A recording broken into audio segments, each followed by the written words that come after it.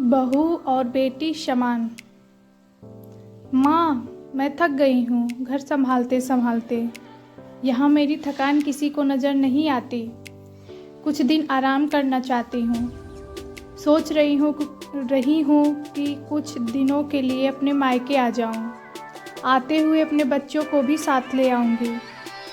वे वहीं से स्कूल चले जाएंगे। आखिर एक ही शहर में ससुराल और मायका होने का कुछ तो फ़ायदा मिले। नम्रता ने फ़ोन पर अपनी माँ से कहा। पार्वती जी ने दूसरी तरफ से कहा, हाँ बेटा, जब तेरी इच्छा हो आ जाना। आखिर ये तेरा भी तो घर है। ठीक है माँ, तो मैं कल ही आ जाऊँगी। नम्रता खुश होकर बोली। हाँ बेटा, कल आ जाओ, मैं तुम्हारा इंतज़ार करूँगी। अभी मैं फ़ोन रखती हूँ, मुझे मंदिर भी जाना है। कमला जी ने फ़ोन रख दिया और सीधे किचन में गई।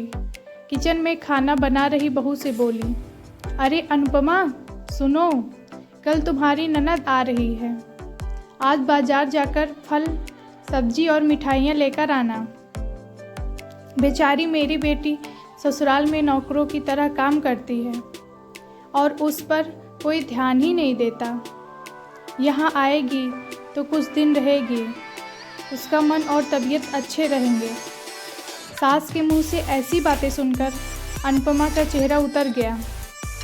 वह मन ही मन सोचने लगी, काश आपको मेरी थकावट भी नज़र आती। मैं भी दिन रात झाड़ू पोछा, बर्तन, खाना बनाना, मार्केट जाना और हर वह काम करती हूँ जिससे हमारे परिवार वालों को कोई दिक्कत ना हो। काश आप मुझ पर भी ध्यान दे पाती।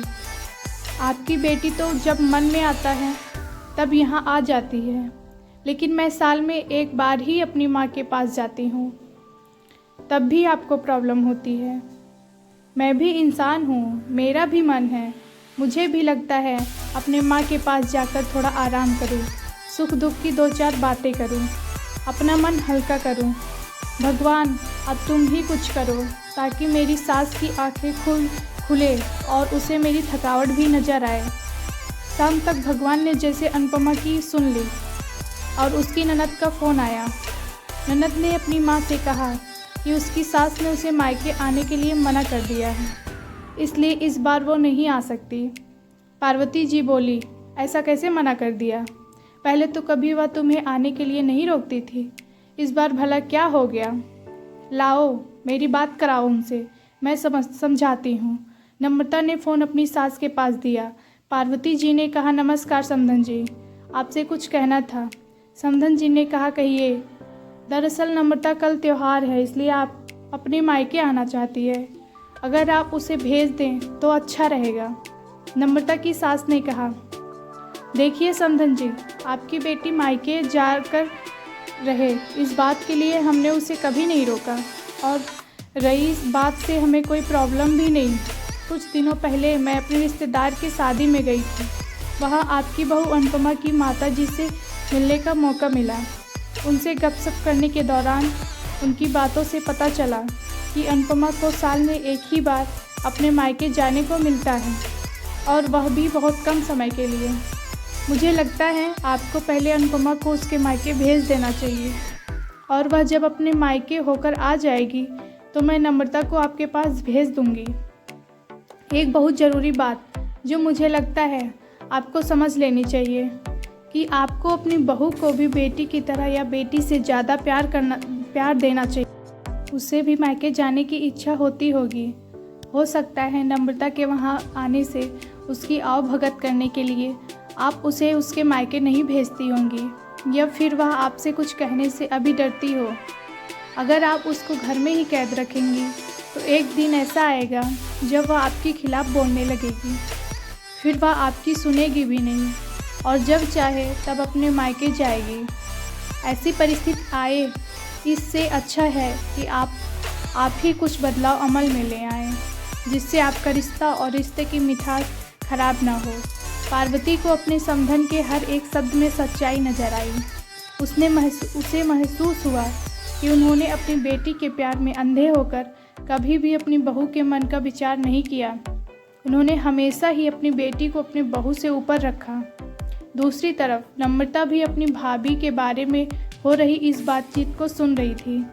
उसने भी रियलाइज किया कि वह कभी भी अपनी भाभी के साथ ठीक से बात नहीं करती और जब जब वह अपने मायके जाती है तो भाभी थोड़ी उदास रहती हैं। पार्वती जी ने अपनी बहू को बुलाया और उसे कहा कि अनुपमा कुछ दिनों के लिए नम्रता नहीं आने वाली है, इसलिए पहले तुम अपने मायके होकर आओ। यह सुनते ही नम्रता का चेहरा खिल गया, क्योंकि यह पहली बार था जब उसकी सास ने सामने से उसे अपने मायके जाने के लिए कहा था। अगले दिन अनुपमा अपने मायके गई और इस बार 1-2 दिन नहीं, पूरे हफ्ते भर रहकर आई। अपने माँ बाप से, अपने रिश्तेदारों से मिलकर आई और जब वह लौटकर आई तो उसका चेहरा खिला हुआ था, उसकी आंखें चमक रही थी। अनुपमा के आने के बाद नम्रता भी अपने मायके आई और इस बार वो खुद सामने से अपनी भाभी से खुशी खुशी मिली और अच्छे से बात की। नम्रता ने अपनी माँ से बात करके उन्हें भी अच्छे से समझने में मदद की कि वह कहीं न कहीं अनुपमा के साथ गलत व्यवहार कर रहे थे। दूसरी तरफ अनुपमा अपने ससुराल वालों के बदले रवैया से बहुत खुश थी। अब वह खुशी खुशी सबका ध्यान रखती और हर काम प्यार से करती। वह ध्यान रखती कि कोई भी ऐसी बात या काम न करे जिससे घर में तनाव का माहौल पैदा हो। पार्वती जी अपनी बहू को खुद ही समय समय पर मायके भेज दिया करती। एक छोटे से बदलाव ने सास बहू और भाभी ननद के बीच की कड़वाहट को दूर कर दिया और रिश्तों को और भी ज़्यादा मीठा और मजबूत कर दिया। कैसी लगी आपको ये दिल छूने वाली कहानी?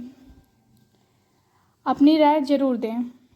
वीडियो अच्छा लगा हो तो please like, share and subscribe ज़रूर करें।